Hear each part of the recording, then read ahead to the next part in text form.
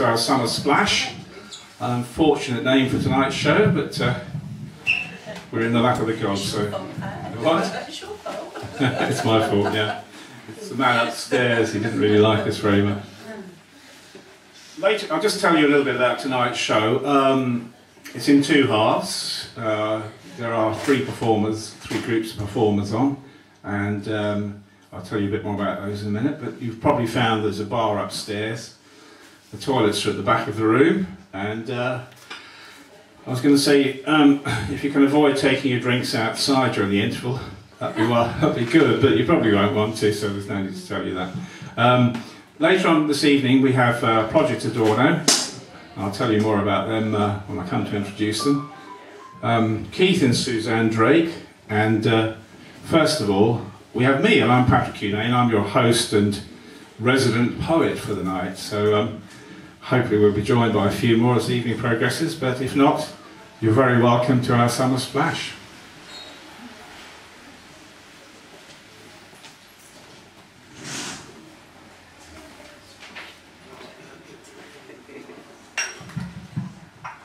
My darling girl, you were the last set text of our age, sexty texty.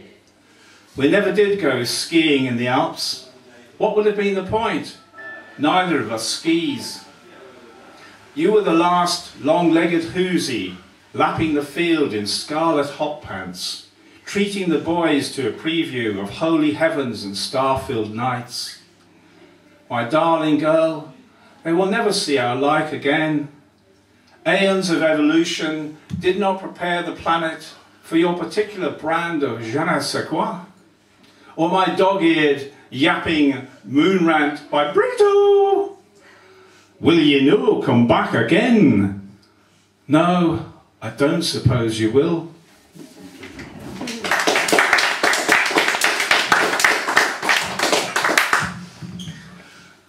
I was having a drink with my friend Lisa, and we got to talking about the James Bond movies, and Lisa said, if I was in a Bond movie, I wouldn't be Bond girl, I'd be Bond. And I thought, yes! So this is the girl who would be Bond. Cutting the blue world with a knife. You are Bond girl, become Bond. Emerging from the sea, glistening anger, spitting life. You clout silly Bond boy with a spade, stick his head in a bucket, brush away sand, stride toward land. You are the Bond girl who wrote her own stories on a shelf in a playroom, unafraid of high places, intuiting her feminist traces. You need no Chesterfields, shaken martinis, Rolex watches, Aston Martins, any kind of boy's own nonsense. You are Bond girl, become Bond, brilliantly unafraid, the girl who would be Bond, stepping out of his shade.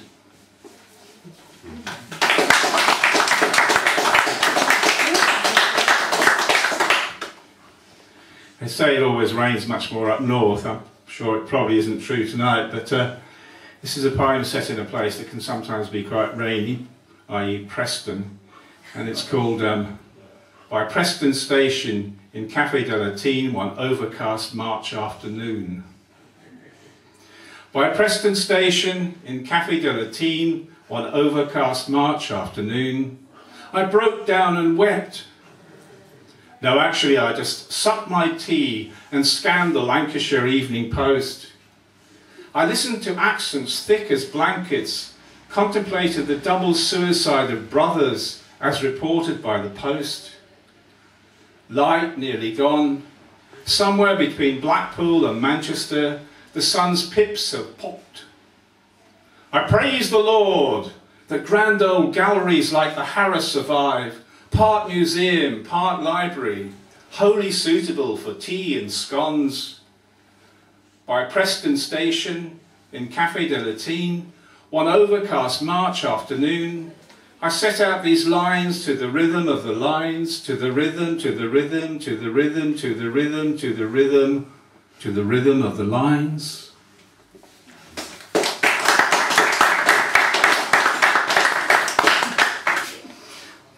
Bob Bob Dylan was 70 last month, and I'm going to the Irish Festival, the Fest, tomorrow, and where he's headlining, and I'm sure it's going to be very similar weather to this.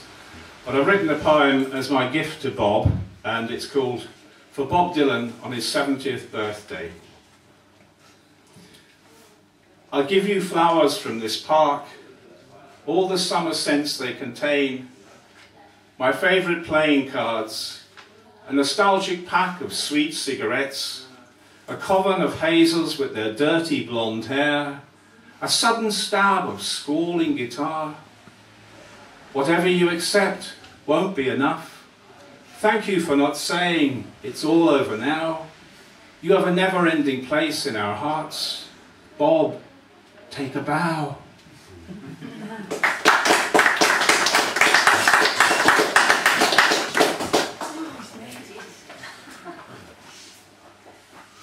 So I'm not quite sure what this next poem is about. All I know is it's called Keeping Trout in the Bath.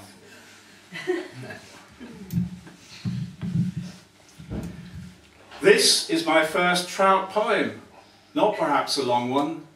This is because my knowledge of trout is severely limited. I sometimes eat rainbow trout, but am not familiar with their natural habitat. This is because I live by a railway siding, many miles from fresh water.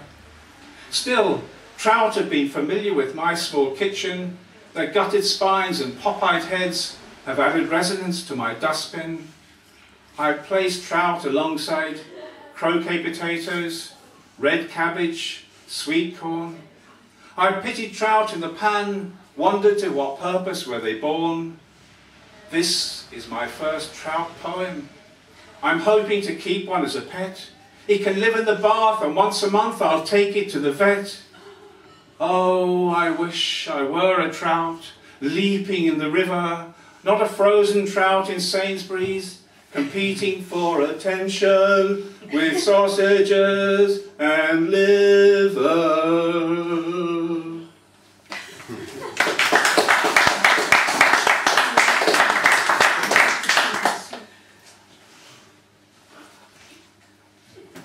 Okay, this is my last poem in the first half, and it's called When the Bears Grow Up, and it's from this book, which is on sale here tonight, Baltimore, my current collection. Our bears are brought up right, not like the bears on the estate who smash windscreens, nick honey from the 7-Eleven. They don't stand a chance. We keep our bears indoors until they are smart enough to storm the world. Our bears are brought up right. Daily they grow bigger. We can't get in the living room. They can't get out. We push pizza under the door. Wait for the day our bears smash through the wall. Revolution awaiting a resolution. The others hunt in packs. Steal handbags. Push wheelie bins downhill. Get just enough honey to survive. They don't realise you have to wait until you're big enough and strong enough to take the bloody lot.